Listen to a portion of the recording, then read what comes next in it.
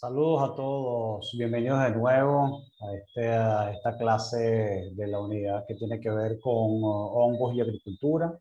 Hoy, bueno, precisamente nos toca hablar de esa parte de la industria agroalimentaria, como lo son el papel de los hongos en la producción agrícola, propiamente dicho, ¿no? Entonces, bueno, ahí vamos a ver que hay varias funciones que pueden cumplir los hongos. Una de ellas es como biocontrolador, utilizados para controlar plagas agrícolas, que es precisamente el área donde yo me desempeño. Y también está el área en la cual se puede utilizar como inoculante general para promover el crecimiento vegetal también, ¿no? Entonces hay varias razones, pues, o procesos en los cuales los hongos pueden estar involucrados en esta parte agrícola, ¿no? Entonces, bueno, antes de comenzar esta parte, quería un poquito destacar, ¿ok? El papel de los hongos dentro de los seres humanos, ¿no? O dentro de la afectación que tienen los hongos en relación a los seres humanos. Y hay varios, bueno, fíjense que hay varias cosas que tienen que ver con el daño que nos pueden ocasionar los hongos, que es todo lo que está de esta raya para abajo, ¿no? Entonces, bueno, hay problemas de alergia, producción de micotoxinas, enfermedades en animales y en plantas. Y básicamente son eso, ¿no? Pero las cosas buenas son muchas más. Entonces, mire, producción de pan, alcohol, esteroides, antibióticos, hormonas vegetales, bueno, comidas, enzimas, levaduras para alimentación, micoproteínas, que las vimos en la clase pasada, insectos, control de insectos, control de nematodos y asociaciones micorrízicas, ¿no? Entonces, básicamente, y estas son las industrias donde pueden estar presentes, ¿no? En las biotransformaciones, metabolitos útiles, actividad enzimática, biomasa, biocontrol biológico y todo lo que tiene que ver con reforestación, ¿no? Todo eso. Entonces, bueno, son muchas más las cosas buenas que las cosas malas que pueden hacer los hongos, y hoy nosotros nos vamos a centrar básicamente en esta parte de lo que es el biocontrol, ¿no? De insectos y también de patógenos vegetales, otros hongos que causan enfermedades. Entonces vamos a hablar un poquito acerca de eso, vamos a tratar de ahondar en esa parte que tiene que ver con la parte agrícola. Bueno, entonces, pero antes de irnos a la función de los hongos, primero tenemos que entender un poco qué son las plagas agrícolas, ¿no? Cuando, cuando hablamos de plagas agrícolas, tenemos que entender que es un concepto antropocéntrico, es decir, que es muy de ser humano. ¿Ok? Los organismos que son considerados hoy plagas no vinieron de Marte ni de la Luna, siempre han estado aquí. Lo que pasa es que las condiciones bajo las cuales están viviendo trajo como consecuencia un cambio en ese equilibrio ecológico donde ellos estaban, y entonces ahora comenzaron a afectar los intereses humanos, y entonces allí es que se comienzan a considerar plagas, pero ellos siempre forman parte del ecosistema. Entonces, bueno, cuando uno tiene un sistema natural como este, donde hay ríos y hay animales y hay plantas y bueno, hay una como autorregulación de las poblaciones, ¿okay? Porque bueno, están los organismos que viven allí, pero hay depredadores y hay parasitoides, y entonces, bueno, cada uno controla a otro, ¿no? Y o las condiciones favorables se acaban porque se acaba el agua o la comida.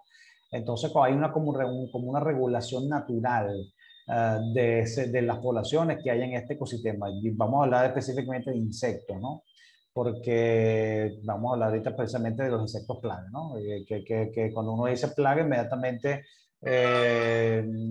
piensas en un insecto que se está comiendo una mata, ¿no? O que transmite una enfermedad. Entonces, bueno, allí eso vamos a tratarlo de esa manera. Entonces, bueno, los insectos que están acá, las poblaciones de los insectos se controlan de esa manera, con ese equilibrio ecológico natural.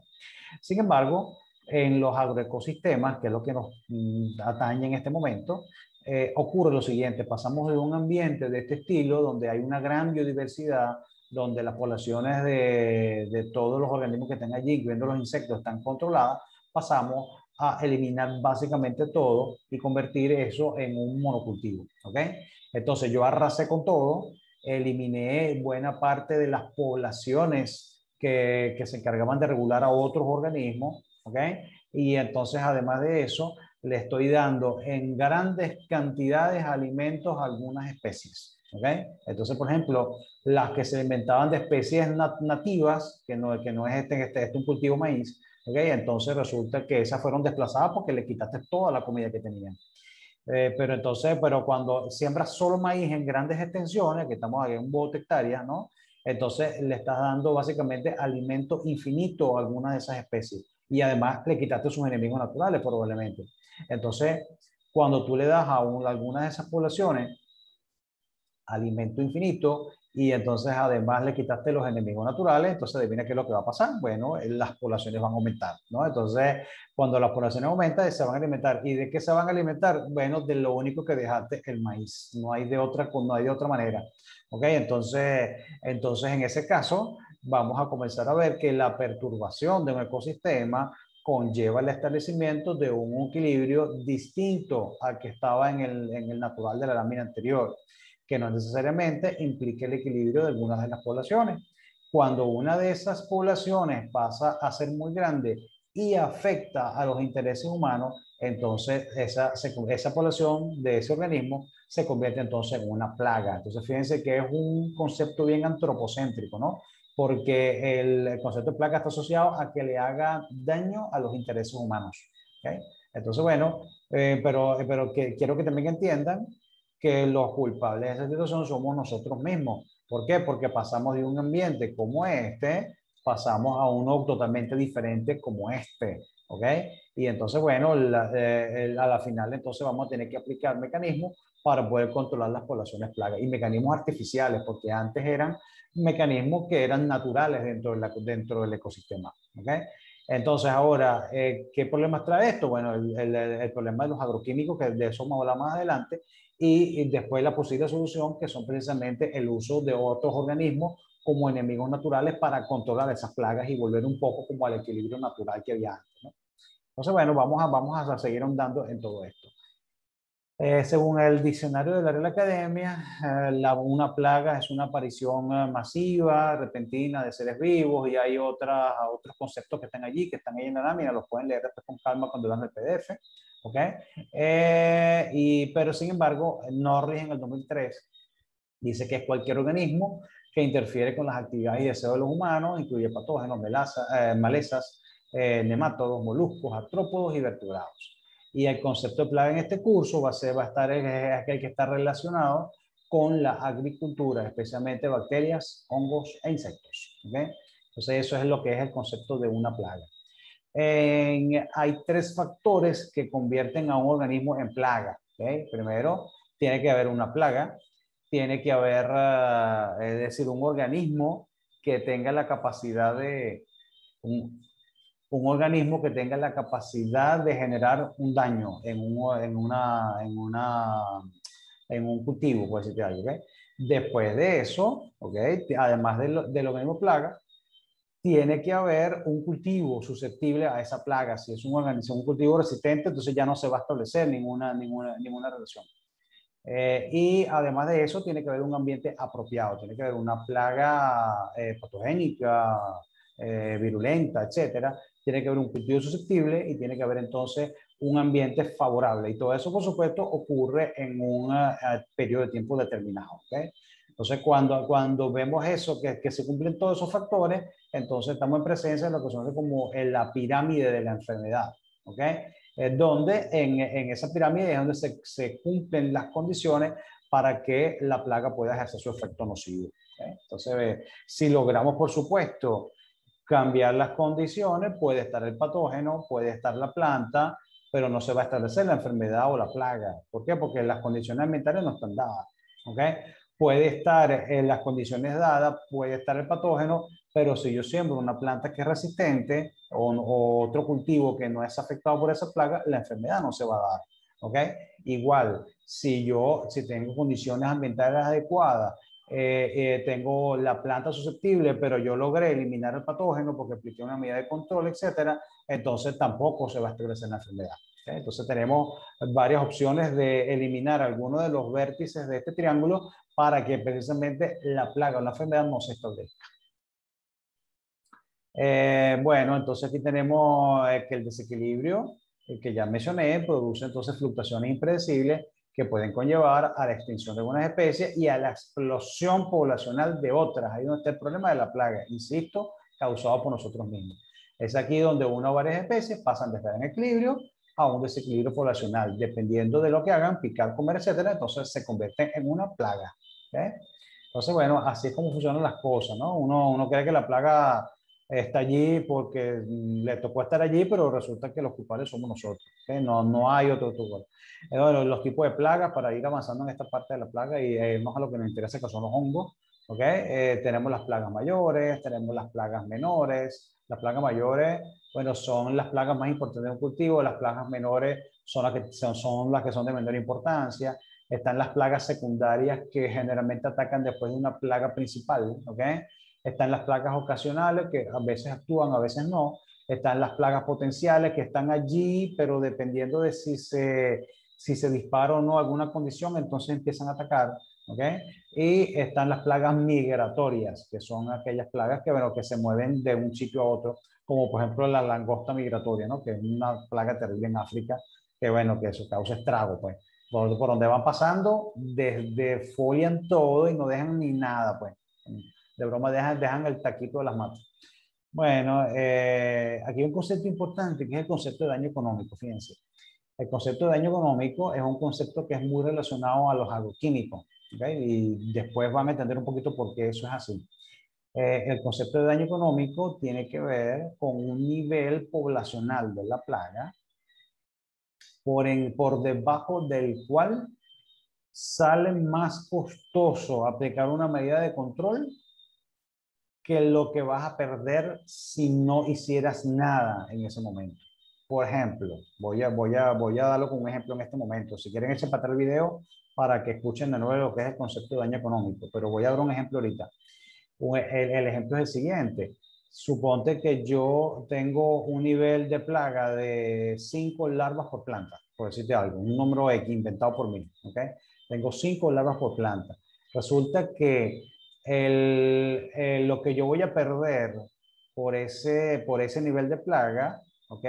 Resulta que son $100, por decirte algo, ¿ok? $100, ¿ok? Entonces, bueno, y entonces, si yo voy a perder $100 por hectárea, por decirte algo, ¿ok?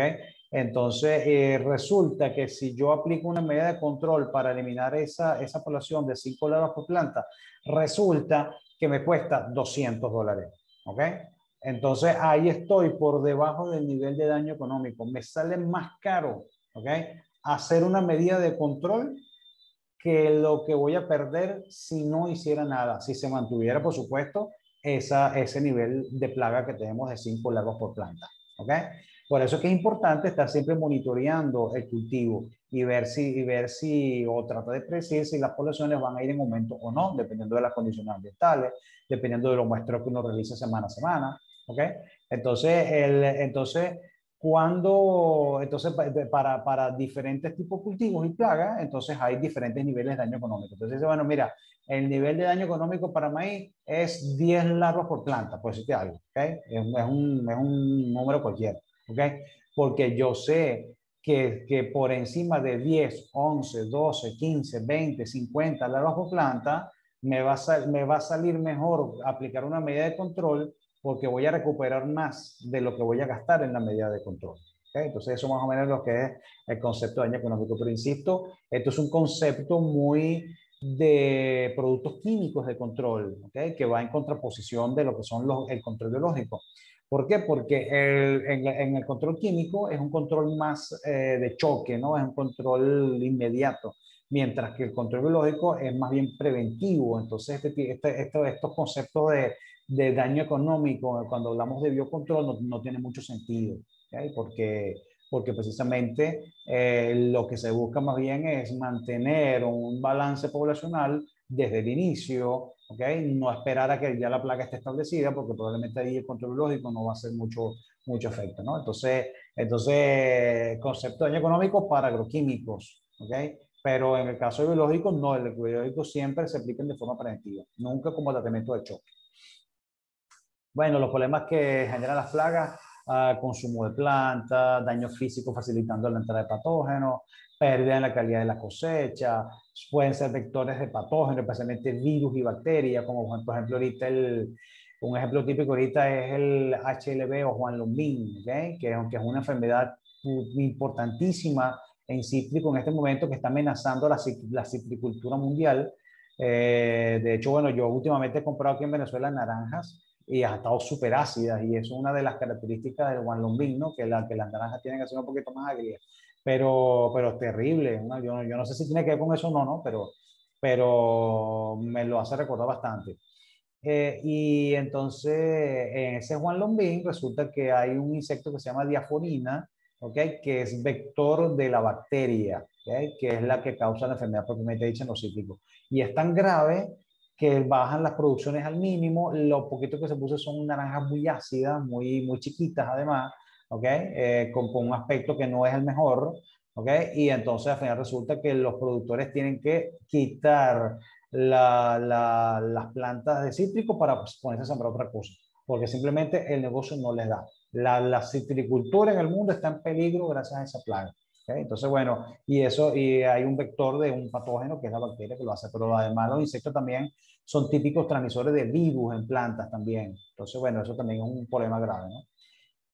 Tenemos implementación de medidas de control, por supuesto. Es un problema grave que se hace porque entonces los productores tienen que gastar bastante dinero en aplicar medidas de control de esos problemas. Después tenemos los costos sociales y ambientales de esas aplicaciones de medidas de control, ¿ok? Porque generalmente se utilizan agroquímicos y eso tiene un impacto ambiental importante. Después discutiremos eso en algún momento. También están los embargos y la cuarentena. Tú no puedes exportar ningún producto, ni por ejemplo mango de Venezuela a Estados Unidos, si no cumple una cuarentena o unas condiciones mínimas que tiene que haber para que tu mango pueda ser exportado a Estados Unidos. Como por ejemplo, tiene que ser tratado como hidroterapia para eliminar las posibles larvas de mosca de la fruta que estén dentro del mango. ¿Por qué? Porque en Estados Unidos esa plaga no existe. Ellos lograron erradicar la mosca de la fruta con un plan de trampeo. Y si tú quieres exportar mango a Estados Unidos, necesitas aplicar todas esas medidas y dar garantías de que esos mangos vienen sin la mosca de la fruta, las larvas pues adentro del mango. Y entonces, bueno, ustedes han visto alguna vez un mango que lo abren y de repente está podrido por dentro, está negro, y entonces hay unas larvitas ahí comiendo. Bueno, esas son larvas de mosca de la fruta, generalmente son de la familia Tefritidae. Anastrefa obliqua es una de ellas, Ceratitis capitata es otra. Entonces hay varias moscas de la fruta. Allí está la mosca de la guayaba, la mosca del mango, la mosca del níspero, la mosca de no sé qué otro cultivo. Busquen frutas y seguramente tendrán una mosca de la fruta ahí puesta. Entonces, bueno, esos embargos y cuarentena encarecen los costos de los productos. ¿Okay? Bueno, aquí tenemos algunos ejemplos de daños causados por hongo. Esto que está aquí es un ajo. Aquí esto se llama el hongo ceniza, ¿ok? Porque esto se llama Sclerotium cepivorum, porque precisamente produce así una especie de ceniza de cigarrillo, ¿no? También le llaman el mojón blanco también. ¿Okay? Esto es un hongo atacando una planta. Esto que está aquí es un insecto atacando una planta también, en este caso una planta de maíz, atacada por el gusano cogollero. Estas son los excrementos de la larva, ¿no? Esto que está aquí son plántulas de café, atacadas también por un hongo, probablemente con Letotrichum. En este caso aquí tenemos una planta también atacada por Rhizoctonia, atacando ya la mazorca, lo que es una de las cosas más graves, pero sí está allí. Y aquí tenemos una fotografía de unos granos de maíz. Si se ponen a ver con cuidadito, van a ver que por aquí se ve como una pelucita. Eso es un hongo micotoxigénico que se llama Aspergillus flavus y que causa graves daños. En la próxima clase trata de micotoxina. Vamos a hablar de ese tipo de plagas en particular cuando hablemos de micotoxina. Bueno, ¿quiénes son plagas? Bueno, hay hongos como Rhizoctonia solani, hay virus, como el virus de mosaico del tabaco, hay fitoplasma que produce el achaparramiento del maíz, bacterias como Ralstonia, nematodos como Globodera, insectos como como la langosta migratoria, ¿okay? Y larvas de mariposas como el Lepidoptera fliperda, que lo vimos en la lámina anterior, ¿no? Entonces hay muchos tipos de organismos plaga, algunos son patógenos, otros son plagas propiamente dicho, insectiles. ¿Ok? Pero todos causan daño entonces a los intereses humanos. Por eso se denomina plaga.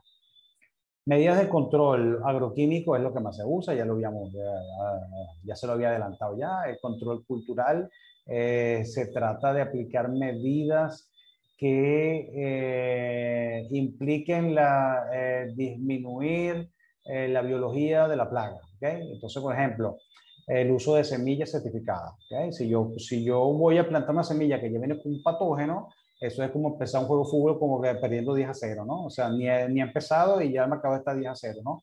Entonces, esas medidas culturales son bien importantes manejarlas. La densidad de siembra, las medidas fitosanitarias para evitar la expansión del patógeno, de la plaga, el tipo de cultivo, tratar de que no sea monocultivo como el campo de maíz que vimos hace rato, sino más bien que sea policultivo, de tal manera que haya cultivos barrera que impiden el movimiento de las plagas, que no sea un solo tipo de alimento, sino que haya una variedad, eso impide el movimiento y la biología de la plaga, entre otras cosas. Pues. Entonces hay muchas medidas culturales que se pueden aplicar para precisamente disminuir el efecto de esas plagas ahí, actuando sobre los cultivos, ¿no?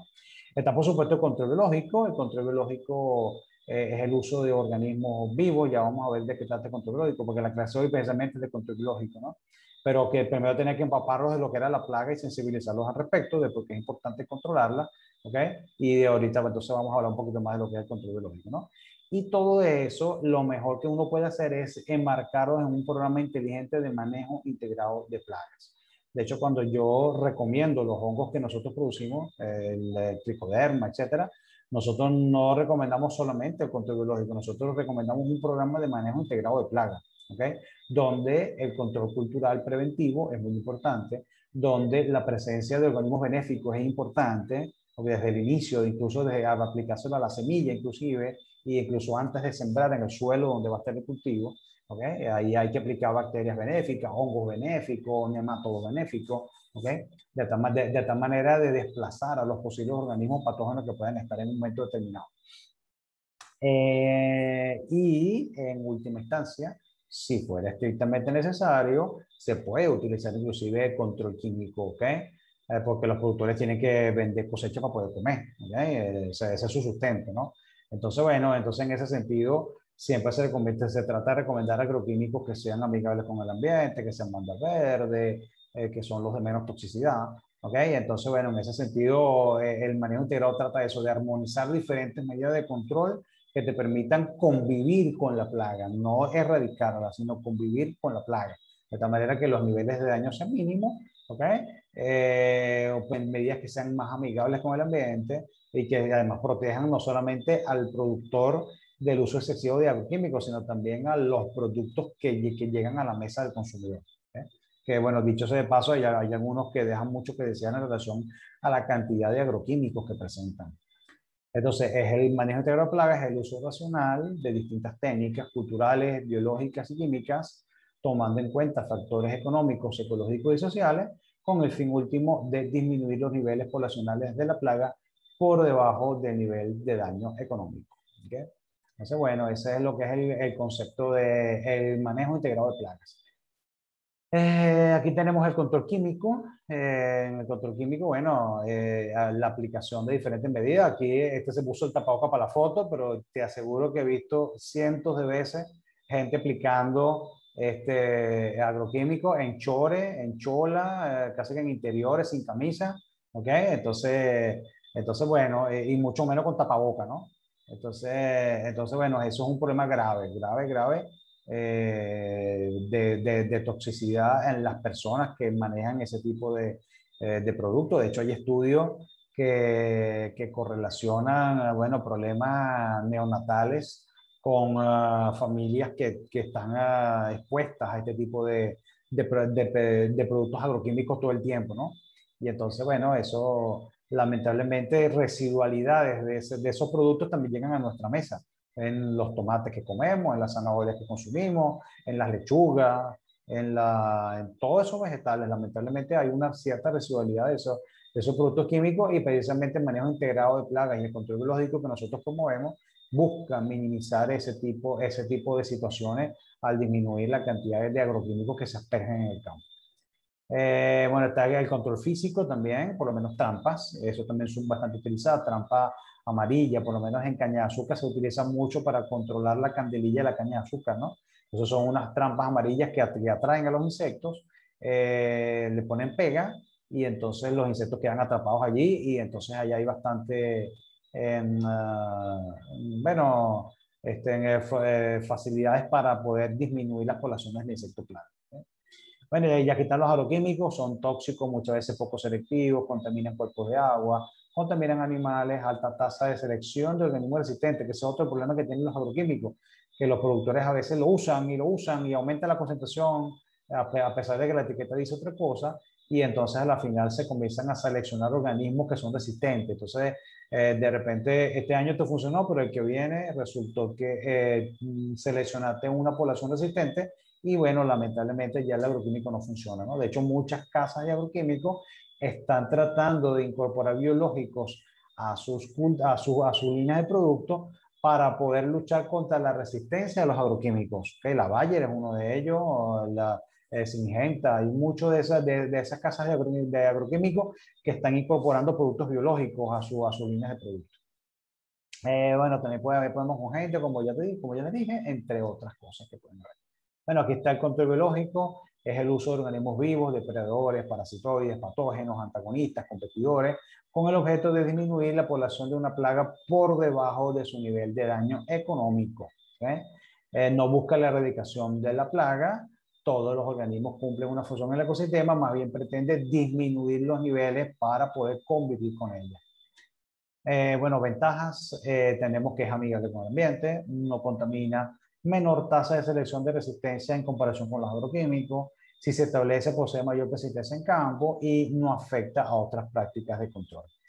Pero así como le digo las ventajas, bueno, no todo es color de rosa, también hay desventajas del control biológico, ¿no? Es muy afectado por las condiciones ambientales, cosa que se puede contrarrestar con formulaciones apropiadas, formulaciones que protejan al inóculo aplicado del microorganismo de esas condiciones ambientales. Ya en un ratito vamos a ver cuáles son esas condiciones ambientales que los afectan, ¿no? Tenemos tiempos de actuación lentos en comparación con el químico. El químico tú lo aplicas hoy y hoy mismo pudieras estar viendo algunas larvas muertas, ¿no? Del insecto plaga, etcétera, etcétera.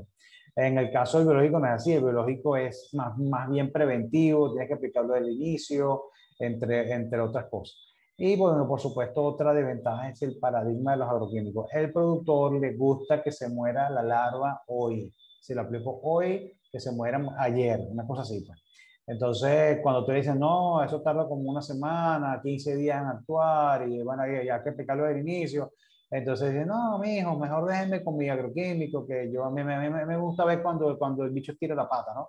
Entonces, eso es un paradigma que está muy arraigado de muchos productores, no en otros más bien odian a los agroquímicos porque saben los daños que le producen a él y a su familia, ¿ok? Y entonces, y además sabe que si lo usan de una manera inadecuada, entonces puede entonces ahora comenzar a generar resistencia de la plaga a ese químico y entonces, bueno, saben que tiene que buscar otras estrategias, ¿no? Y hay muchos productores que ya están sensibilizados, otros no tanto, y ese es el paradigma de los agroquímicos. Bueno, la dinámica de poblaciones es muy importante. Ya les dije que para determinar los niveles de daño económico siempre hay que estar monitoreando los niveles de las poblaciones. Entonces, cómo se mueven los niveles poblacionales a lo largo del cultivo es un dato que todo productor tiene que tener en la mano todo el tiempo. Tiene que estar, bueno, cada cierto tiempo, una vez a la semana, no sé cada cuánto tiempo, pero tiene que estar monitoreando los niveles de la plaga. ¿Okay? Entonces allí es muy importante que se pueda tener entonces esos datos para poder actuar en consecuencia. Y cuando tú veas que algo ya se está saliendo de control, entonces, bueno, tienes que aplicar algún agroquímico. Pero probablemente si uno hace un buen manejo integrado, capaz ni siquiera tienes que llegar a eso porque ya desde el inicio controlaste adecuadamente, tomaste las medidas preventivas para hacer que la plaga no apareciera y si aparece, lo hace en un tamaño poblacional que es manejable para el cultivo. ¿Okay? Bueno, están los principios fundamentales para la implementación de un programa de control biológico. Primero, hay que identificar la plaga que quieres controlar. Segundo, hay que identificar al organismo benéfico. Tercero, hay que ver la especificidad del biocontrolador, que no vaya a estar afectando a otros organismos benéficos también. Después hay que resolver el problema de la producción en masa. Necesitamos, bueno, grandes cantidades de ese microorganismo para poder aplicarlo en las hectáreas que haga falta. Después hay que estudiar las variables ecológicas y por consiguiente las formulaciones que hay que hacer para protegerlo de esas variables adversas ecológicas. Radiación ultravioleta, altas temperaturas, baja humedad relativa. Entonces todo eso se puede manejar hasta cierto punto, por supuesto, con formulaciones apropiadas. Está la aplicación o liberación, se llama aplicación cuando uno aplica con asperjadora a un microorganismo, pero se llama liberación cuando libera, por ejemplo, avispitas biocontroladoras, ¿okay? Que tienden a ser parásitos de larva, de huevo o de adultos inclusive, o incluso depredadores que se comen a las plagas así de mordisco, pues, ¿okay? Entonces, bueno, puedes aplicar o puedes liberar a algún agente de control biológico. Y por supuesto el monitoreo. El monitoreo es fundamental. Si usted no sabe lo que está pasando en su cultivo, ya va a llegar un momento en que se le va a disparar una población y ya cuando eso ocurra ya no va a tener chance de actuar. Entonces, el monitoreo siempre es importante y siempre estamos recomendando a nuestros clientes que estén monitoreando todo el tiempo el cultivo, ¿okay? Para ver cómo están esos niveles poblacionales de la plaga o la enfermedad. Bueno, los factores que pueden limitar el uso del control biológico está, por supuesto, la estabilidad del ecosistema, si llueve poco, si llueve mucho, si hay fluctuaciones grandes de temperatura, si hay mucha radiación ultravioleta. Entonces, todo eso va a afectar, por supuesto, el uso del control biológico.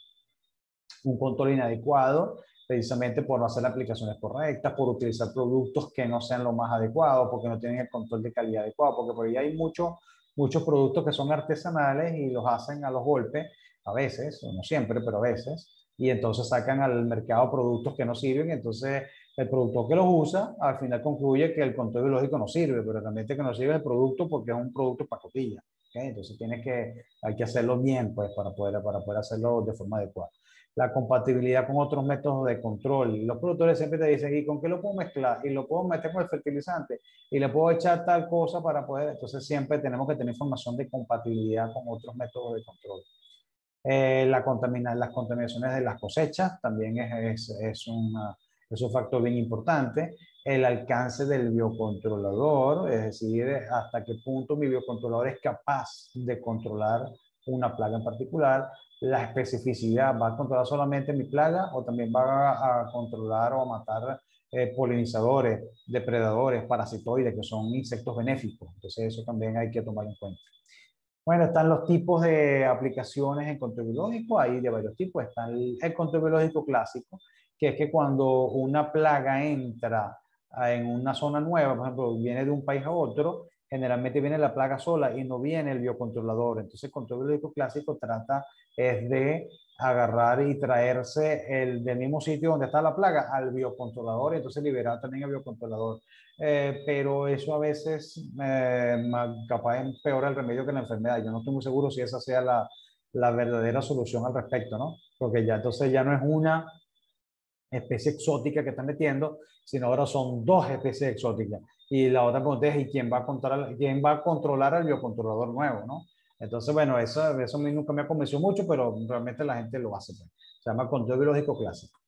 Están además las aplicaciones inoculativas, cuando tú agarras y aplicas en una zona nueva un agente de control biológico. Por ejemplo, un tricoderma que fue aislado de Guárico, tú lo aíslas, lo masificas, lo pruebas, etcétera, y después lo pruebas en Mérida, por ejemplo, ¿no? Y entonces, bueno, eso es una aplicación inoculativa, porque lo estás inoculando por primera vez. Están las aplicaciones aumentativas, que yo agarro un biocontrolador, lo masifico en el laboratorio y después voy a ese mismo campo y lo vuelvo a aplicar otra vez. Estoy aumentando el nivel del inóculo. ¿Okay? Y están las inundativas, que es que agarro grandes cantidades de biocontrolador y le inundo el campo con ese agente de control biológico. Entonces, bueno, cualquiera de ellas son las que se utilizan generalmente en este tipo de estrategias. Bueno, y por supuesto la conservación de los enemigos naturales. Una vez que yo los aplico, o inclusive sin aplicarlos, si yo sé que hay enemigos naturales, avipitas, depredadores, parasitoides, un organismo benéfico, entonces yo tengo que buscar la manera de crear las condiciones para cuidarlos. Si yo sé que el reservorio de él está en el suelo, entonces yo trato de dejar como una hojarasca para que el sol no pegue directo sobre el suelo y entonces podamos tener allí un efecto de protección, ¿no? O si sé que le gusta tal maleza de reservorio, entonces yo trato de no quitar la maleza, sino que la dejo allí para que sirva de reservorio a ese agente de biocontrol, ¿no? Ya sea un insecto parasitoide, depredador o algún microorganismo benéfico. Si yo sé que hay organismos benéficos, trato de no quemar entre cultivos, porque una práctica muy común en el campo es que se acabó un cultivo y se secó, y entonces yo voy y le echo candela a todo eso y mato todo, ¿no? Entonces, capaz ahí había organismos benéficos que se están muriendo con esa quema, ¿no? Entonces, si yo sé que yo puedo conservarlo, trato de no quemar, sino más bien incorporar esos suelos y todo eso. Aunque la quema también a veces es buena porque en los restos de cosecha a veces también quedan no solamente organismos benéficos, sino también quedan patógenos. Entonces con la quema también tiendes a disminuir la cantidad de patógenos. Entonces bueno, hay que evaluar si realmente eso sirve o no sirve como medida de conservación de ese tipo de organismos. Está la exclusión competitiva, que es la eliminación de organismos por competencia, ¿ok? Y están los suelos supresivos, que son suelos que tienen organismos benéficos que suprimen la presencia de algunos patógenos allí. ¿Okay? Bueno, vamos ahora sí con los hongos biocontroladores.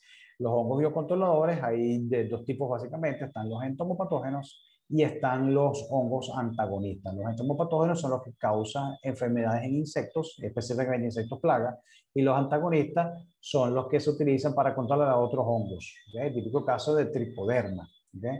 Entonces, bueno, en ese caso, vamos a empezar con los entomopatógenos. Uno de los más utilizados en Venezuela ha sido Metarrhizium anisoplia. ¿Ok? Metarrhizium anisoplia uno de los primeros hongos utilizados acá en Venezuela, hace muchos años atrás. ¿Ok? Y se utiliza para controlar una plaga que se llama la candelilla de la caña de azúcar y en pasto. En los dos ataca bastante.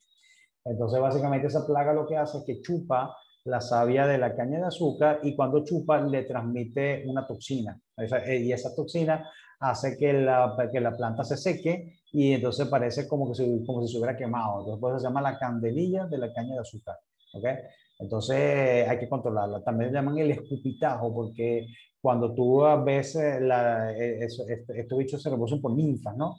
Y entonces esas ninfas se pegan ahí en el tallo, incluso en las raicillas también, en el suelo, ¿ok? Y entonces cuando tú ves, pareciera que fuera como una saliva, ¿no? Que está allí, igualito una saliva, idéntico, blanco, con las burbujitas, qué asco. Pero bueno, se ve así. Pero entonces tú cuando escarbas allí, quitas la salivita, a veces con cuidado, no es que sea una saliva, ¿verdad?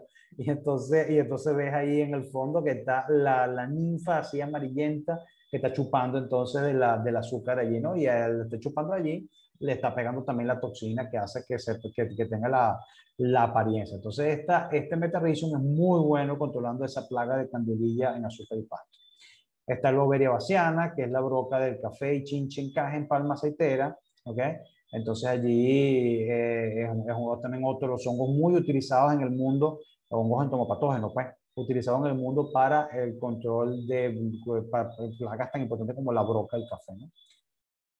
Está el Numuria releggi, que a este le cambiaron el nombre hace poco, en el 2010, 14, 15, algo así, le cambiaron el nombre, ahora se llama Metarrhizium releggi y es muy bueno controlando cogollero de maíz. De hecho, si uno va a las plantaciones de maíz en Guárico, me refiero a la zona por ahí de Chaguaramos, yendo para Valle de la Pascua, por ahí más o menos por esa zona, ahí se siembra o se sembraba mucho maíz, ahorita no sé cómo estarán las siembras, siempre hay algo de siembra, ¿ok? Pero entonces cuando sale la plaga, ahí hay unas epizootias naturales. Epizootia es una alta mortalidad de insectos en un determinado periodo de tiempo. Entonces tú ves que de repente hay una población de insectos y de repente empiezan a morirse, es una epizootia, ¿ok? Entonces, bueno, y generalmente se debe a una enfermedad, un patógeno, ¿no? En este caso, este hongo en particular. Entonces, tú cuando ya el maíz está grandecito, tú entonces agarras, vas allí, empiezas a ver en los maíces y empiezas a ver larvas naturalmente afectadas. Ahí nadie aplicó el hongo. Son muertes naturales que ocurren en ese campo. Entonces, uno va al campo, colecta las larvitas y entonces uno de allí puede agarrar el hongo, aislarlo en el laboratorio y después tratar de masificarlo. ¿Okay? Eso se llama Metarrhizium releggi para controlar el gusano cogollero del maíz. Ahorita vamos a ver una foto de ellos también, ¿ok? Está el Verticillum lecani, hasta también le cambiaron el nombre, ahora se llama Lecanicillum lecani y se utiliza para controlar mosca blanca, áfidos también. Ambos son muy importantes, esa plaga, áfidos y mosca blanca, porque son transmisores de enfermedades, de virus, ¿okay? Específicamente. Por ejemplo, en tomate, la mosca blanca transmite un virus que se llama geminivirus, es el virus de mosaico del tomate.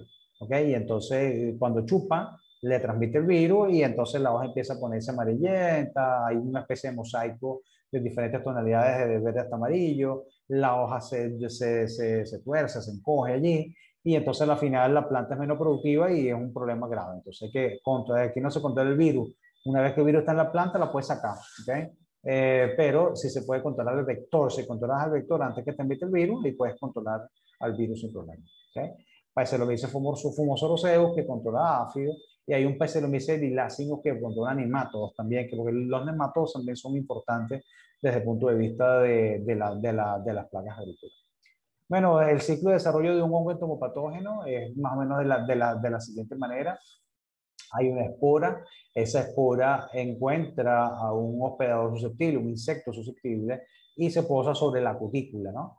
Si están las condiciones adecuadas de humedad relativa, temperatura, y la espora está viva, por supuesto, entonces esa espora germina, ¿ok? Y al germinar, ¿ok? Entonces ella produce un tubo germinativo, y ese tubo germinativo en la punta produce una serie de enzimas, ¿ok? Que degradan la cutícula del insecto. Ahí proteasas, esterasas, hay quitinasas también, porque la cutícula de los insectos tienen quitina, ¿ok?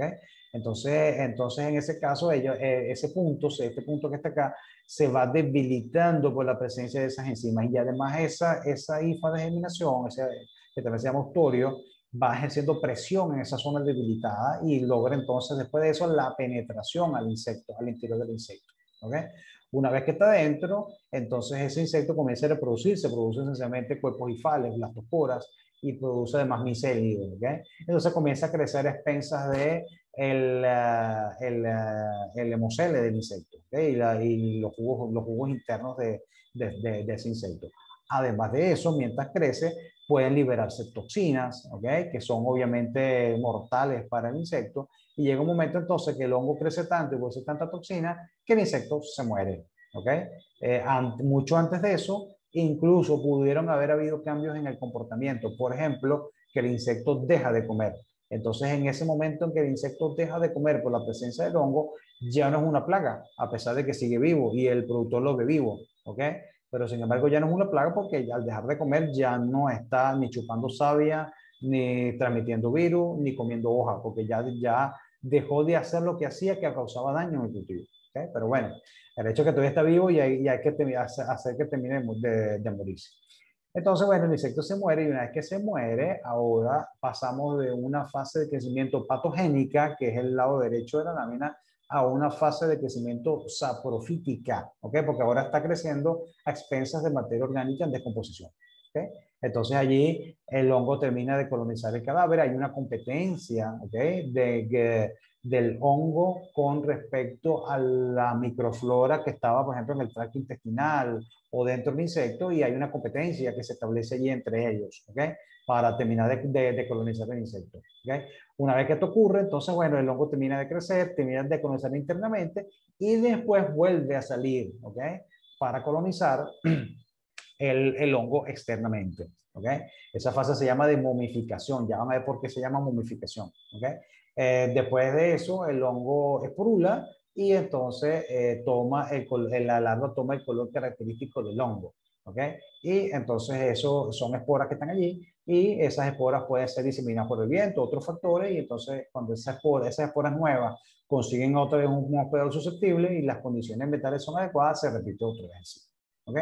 Entonces, bueno, más o menos funciona así el ciclo de desarrollo de un hongo entomopatógeno, ¿ok? Fíjense aquí vamos viendo una larva de gusano cogollero maíz, Spodoptera frugiperda, ¿ok? En sana. Esta que está aquí es ya atacada, muerta, por supuesto. El hongo ya está comenzando, esto blanco que está aquí es el micelio del hongo, ¿ok? Y ya está comenzando a cubrirlo externamente, ¿ok? Ya aquí estamos en la última fase del ciclo de la lámina anterior, ¿ok? Pero entonces, pues fíjense lo que viene después, ese micelio sigue creciendo y miren cómo se ve. ¿Okay? Pues eso se llama la fase de momificación de la larva. ¿Ven por qué se llama momificación? Porque parece una momia, ¿ok? Entonces se llama momificación de la larva, pero todavía no ha tomado la coloración característica del hongo, ¿ok? En este caso, este es el Metarrhizium ridley, que es verde, un verde malaquita, ¿ok? Y entonces, básicamente, cuando el hongo termina tiene esta coloración que está acá. ¿Ves? Que va así como de color verde. Y esto es polvoriento. Esto que está aquí, si tú medio mueves esa larvita, eso es un polvero que sale por allí. Y si hay una corriente de viento, se lleva las esporas y entonces esas esporas pueden entonces volver a repetir el ciclo. ¿Okay? Pero más o menos así es como funciona esto. Bueno, aquí tenemos varios insectos. Aquí tenemos la candelilla de caña de azúcar atacada por Metarrhizium. Aquí tenemos esa. Aquí tenemos una larva de Lepidoptera atacada por un hongo también. Este probablemente es Beauveria bassiana. Este probablemente es un Cordyceps. Esta que está acá es probablemente una Beauveria, capaz Beauveria tipícola. Y esta que está aquí es Beauveria atacando a la broca del café. Fíjense, la broca, eso se ve cuando la broca del café que se llama Hipotenemos ampei, un coleóptero chiquitico, una cosa mínima, así que bueno, pues eso casi ni se ve. Entonces él penetra y entonces una de las aberturas es por aquí, por la punta del fruto. ¿Ves? Y uno sabe que ese insecto que está metido allí está infectado porque se ve como un algodoncito blanco por la abertura. ¿Okay? Eso muy probablemente es que ya está atacado por Beauveria. Entonces uno cuando va a buscar Beauveria atacando broca del café, uno lo que busca son granitos de café con un puntico blanco en la punta. Y eso uno los colecta y los lleva al laboratorio y entonces trata de aislar el hongo a partir de esos frutos que están contaminados de esa manera. ¿Okay? Bueno, aquí tenemos un grano de maíz con una larva de cogollero. Esa foto es de mi tesis de maestría. Atacada en ese momento se llamaba Nomuria rileyii, ahorita se llama Metarrhizium rileyii. ¿Okay? Y bueno, esos son más o menos los hongos entomopatosos. Están también los hongos antagonistas. Los hongos antagonistas, bueno, el representante típico es el Trichoderma harzianum.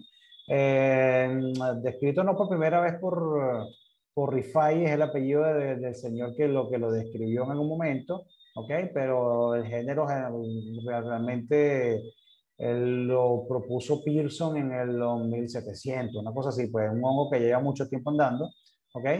Pero Trichoderma harzianum es el ejemplar típico, el ejemplo típico de hongo antagonista, ¿ok? Entonces aquí tenemos estos mecanismos de acción de los antagonistas pueden ser varios. El primero es el parasitismo, es decir, que pues, es el crecimiento trófico del agente de control a expensas del fitopatógeno. ¿Okay?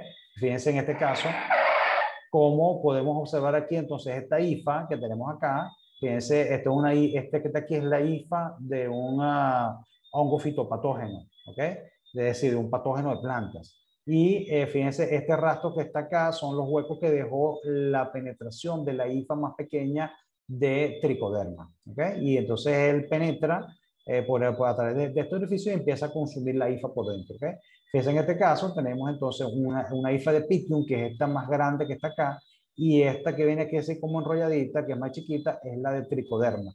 Y ese enrollamiento de la hifa es una indicio típico, una evidencia típica de que esa cepa es micoparasítica, o sea, produce parasitismo sobre esa especie en particular. De hecho, muchas veces lo que se hace es que se enfrentan las dos cepas y entonces uno trata de observar en el microscopio si hay evidencia de enrollamiento de la hifa. Si hay evidencias de enrollamiento, no es que es conclusivo, pero uno puede decir que probablemente esa cepa es micoparasítica para ese patógeno en particular. Aquí tenemos entonces mecanismos de acción de los antagonistas, está la producción de sustancias y enzimas, o la liberación de estas por parte del antagonista. Entonces aquí tenemos esa producción de sustancias y enzimas puede conllevar a varias cosas. Primero, promover el crecimiento vegetal. Por ejemplo, fíjense, esta cepa T22 de Trichoderma harzianum. Fíjense el sistema radical en esta planta, fíjense el sistema radical cuando se aplica con la cepa T22. Fíjense en estas plantas de soya, el sistema radical sin el T22 y con el T22, que es una cepa que se llama T22 de Trichoderma harzianum. Fíjense el rendimiento en pimentón, el pimentón sin tratar. Miren cuánto se produjeron por una cierta medida de área, por supuesto, y en la misma área, tratado con este producto que se llama Root Shield, que es a base de esa cepa de T22, un producto comercial. Fíjense entonces la cantidad de pimentones que se pueden sacar. Claro, la presencia del antagonista tiene varias funciones. Tiene funciones de biocontrol, pero también tiene funciones de incluso solubilizar nutrientes, de liberar sustancias enzimas que promueven el crecimiento vegetal, ¿no? Entonces, además de eso, como al tener sistemas radicales más grandes, pues, exploran más suelo, entonces agarran más agua, agarran más nutrientes. Entonces, todo eso en conjunto hace que los rendimientos aumenten, ¿ok? No es solamente la actividad de biocontrol propiamente dicha. Bueno, entonces aquí están la competencia también, que es la lucha de dos microorganismos por un nicho ecológico determinado. Y entonces, en este caso, en el ejemplo de la foto, el nicho son las raicillas de maíz. Aquí tenemos unas raicillas de maíz que están coloreadas con un colorante, por supuesto, pero fíjense cómo las hifas, estos hilitos blancos que están acá, son las hifas de tricoderma, ¿ok? Y entonces, por supuesto, él está produciendo allí sustancias, enzimas, inhibidoras de otros organismos y el colonizó ese ambiente y difícilmente otro organismo, otro microorganismo va a poder colonizar ese ambiente, ¿okay? Porque las hifas que están allí, primero que ocuparon espacio, segundo que están produciendo sustancias probablemente que inhiben, que son antibióticas, antimicóticas y que entonces van a proteger la raicilla. Y está demostrado que esta colonización es externa, no es interna en lo absoluto, ¿okay?